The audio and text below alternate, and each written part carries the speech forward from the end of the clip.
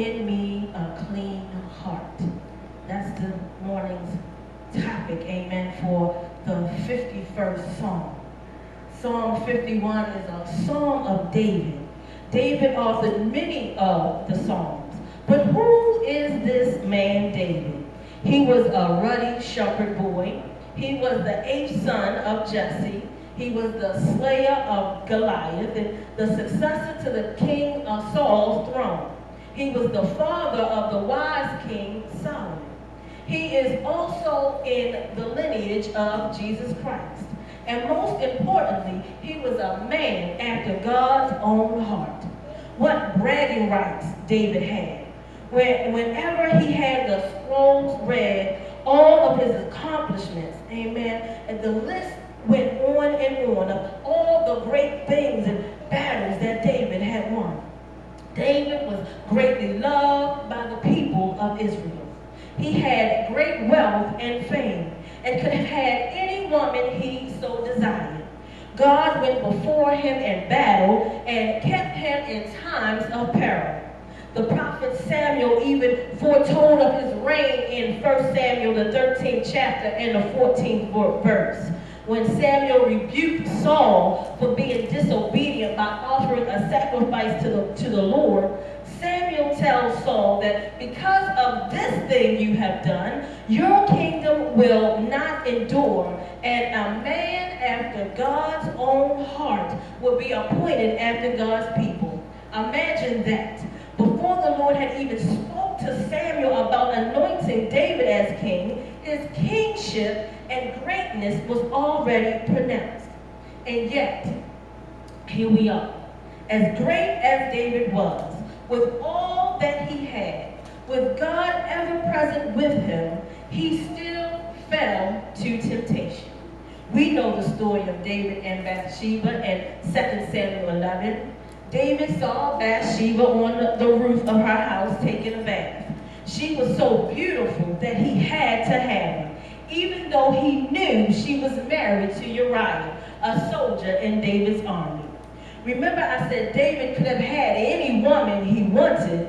Well, he wanted Bathsheba, and so he had her and got her pregnant. Amen. When Bathsheba told David that she was pregnant, he called for Uriah from battle and sent him home to wash his feet. Not so much because his feet were dirty, but because he hoped that when Uriah would go home, that he would have sex with his wife Bathsheba, and everyone would think that the baby was Uriah's. Well, Uriah was a loyal soldier and would not go home while the other soldiers had to stay on the battlefield and work.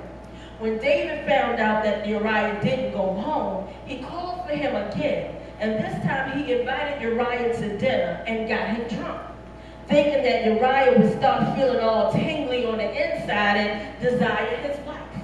Well, not at all. Uriah was a loyal, drunk soldier and didn't go home to his wife.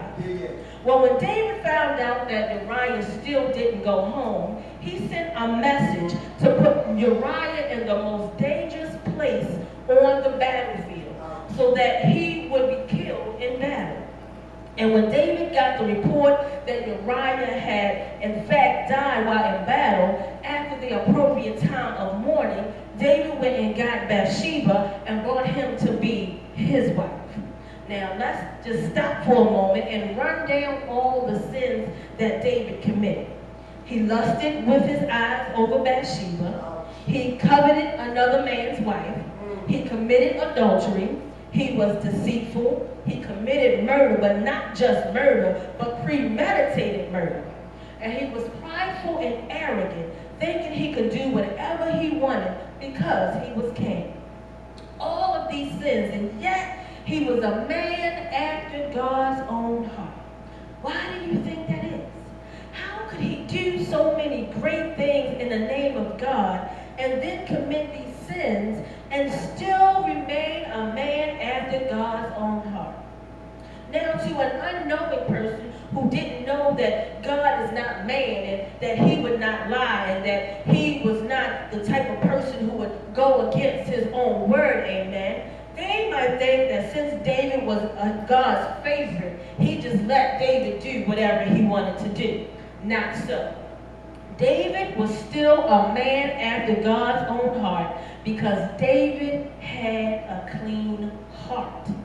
He loved the Lord and understood that a clean heart starts with true repentance.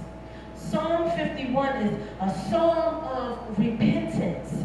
David wrote this psalm after the prophet Nathan confronted him about what he had done with Bathsheba and Uriah. And I don't have time to go into all of Nathan's rebuke, but if you read in 2 Samuel 12, you will find out how Nathan used a parable to pierce the heart of David. But once David was confronted, he humbled his heart, amen, and he repented. He was deeply sorry for that which he had done to God. That's why he says in verse 4, against you and you only have I sinned, as he was speaking to God, amen. Many of us are like David. We are handpicked by God, and he loves us and we love him. He showers us daily with many blessings, and yet like David, we sin against God. But the difference between David and many of us is David was deeply troubled for the sin, and he seeks true repentance and a clean heart. Many of us repent because we know we are supposed to repent, and more out of religious ritual rather than from the heart. Amen. Truly from the heart. Well, what is true repentance? True repentance is acknowledging what you have done wrong, asking God to forgive you for what you have done, apologizing for that which you have done, and finally making a concerted effort to turn from those things. The result is a clean heart. But this is where many of us go wrong. First of all, we make a general blanket acknowledgement of our sins. Lord, forgive me for my sins. No, sometimes you have to speak that thing which you have done. Amen. God, forgive me for cursing. Lord, forgive me for lying. Lord, forgive me for committing adultery. Amen. Those are the ones that we usually pick out because they are easy to spot. But what about those ones that you slide in thinking God won't notice? Lord, forgive me for not giving back the extra $1 that the cashier gave me by mistake. Lord, forgive me for buying that low-cut top so brother so-and-so will check me out. Lord, forgive me for telling my boss off, amen. Or Lord, forgive me for defiling your temple, this vessel that you dwell in.